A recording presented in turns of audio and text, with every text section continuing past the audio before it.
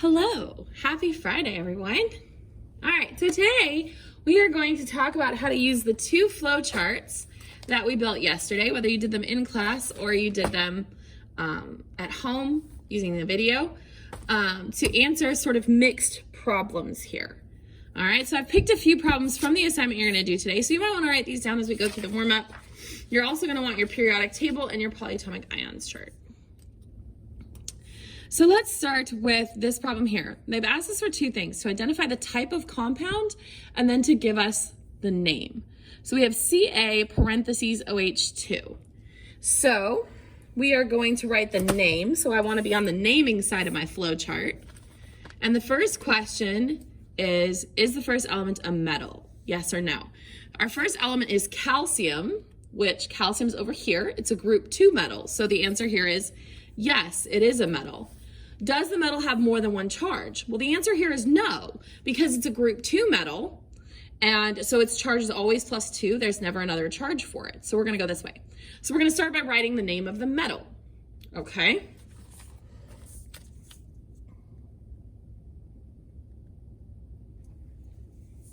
Okay. We also learned something very important. We learned when we went this way that it is ionic.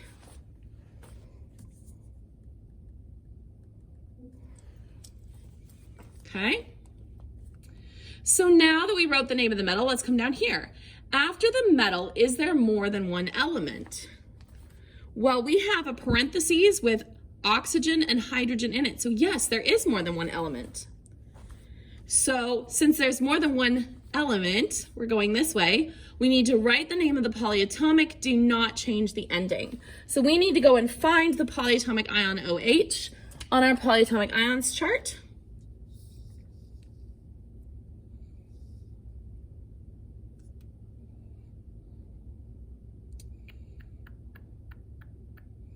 There it is. It is hydroxide, all right? So we're gonna write down hydroxide. But we also learned something else about our compound when we got there. It tells us that it's non-binary. So what type of compound is this? This is a non-binary ionic. So you can answer both of these questions using your flow chart, all right? Let's try another one. We have H3PO3.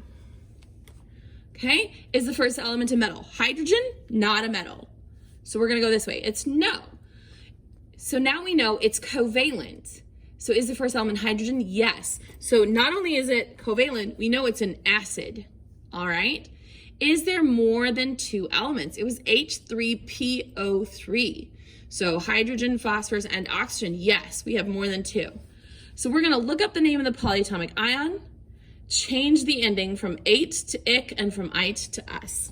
So PO3, we're gonna come on here to our polyatomic ions chart, and PO3 is phosphite, I-T-E. So we're gonna change,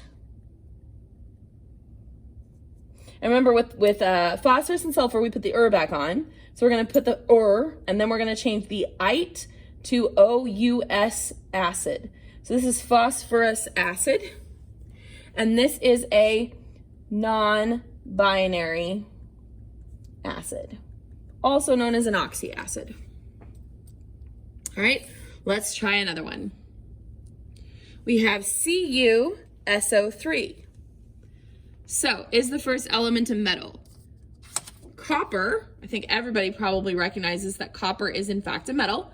He's a transition metal though, which means that he has more than one possible charge.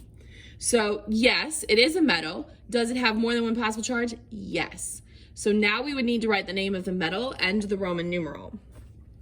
So, good. We have copper.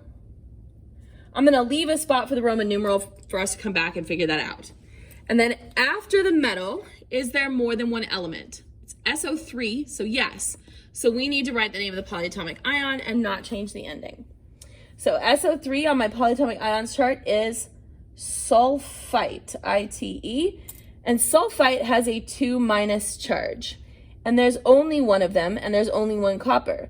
That means my copper has to have a 2+ charge in order for my charges to cancel out.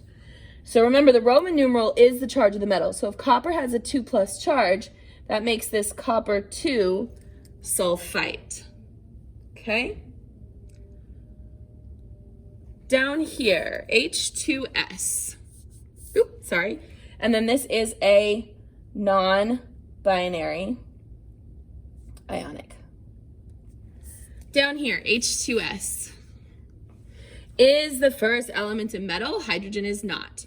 Is the first element hydrogen? Yes. Are there more than 2 elements? Well, it was H2S, so we have hydrogen and we have sulfur. That's only 2. So the answer is no. So here we're going to use the prefix hydro, and then sulfur, and then we're going to change the ending to ic acid. So this is a binary acid, and it is hydrosulfuric acid. All right, let's do one more of these. We have N2O5. So the first element is nitrogen. Is that a metal? Well, let's look where nitrogen is. Nitrogen is over here to the right of the stair-step line, so that's a non-metal. So is it a metal? No. Is the first element hydrogen? No, it was nitrogen. So we're going to use our prefixes for both elements. But remember, we never use mono on the first element, but that doesn't matter because we've got 2. So this is going to be binary covalent.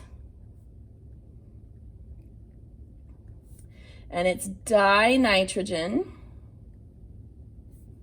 pentoxide.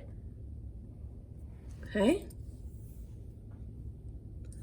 All right, so on the other side, we have some names, and I'm only going to do a couple of these, but we're going to go the other way. So this is where I'm going to flip my chart over, and I'm going to use the ones that is writing formulas of compounds. Okay, so let's look at this first one. We have calcium oxide, and we're still starting with the same question. Is the first element a metal? So calcium, again, group 2 metal over here. So yes, it is a metal. Is there a Roman numeral? No, there's not. So look up the charge of the metal on the periodic table. So we have Ca for calcium, and it's group 2, so that means it has a charge of 2+. Okay. Then we have oxide after that. So we did this. Boop, I can't get it in frame, sorry. Does the second word end in IDE? Well, the second word is oxide, IDE. It's not hydroxide, peroxide, or cyanide. So yes, it does. That means that it is binary. So we're going to find the charge of the nonmetal on the periodic table and then crisscross. So oxygen is a group 16 element, so it has a 2- charge. Okay. Now remember, when we do a crisscross here, 2+ and 2- can be reduced. So we would have 2 and 2, which we would divide both of those by 2 so they cancel out. So the correct formula here would be CaO. Okay. Let's look at number 3, sulfuric acid. Sulfuric acid. So, is the first element a metal? No, sulfur is not a metal. It's over in the nonmetals. Does this end with the word acid? Yes, it does. Does it start with hydro? No, it was just sulfuric acid. So, we need to put our H first. Then we need to look at the ending. If it's an ic acid, we change it to ate. If it's an us acid, we change it to ite. And then we're going to find that polyatomic ion. So sulfuric acid changes to sulfate. Sulfate on our polyatomic ions chart is SO4. It has a 2- charge. Hydrogen is 1+. So when we crisscross that, the 2 from the sulfate goes on the hydrogen, so this would be H2SO4. And if we wanted to, we could ditch these parentheses because we didn't add a number outside. All right, so that's how you're going to use your flowcharts. You are going to work the rest of these problems on your worksheet today and just practicing those.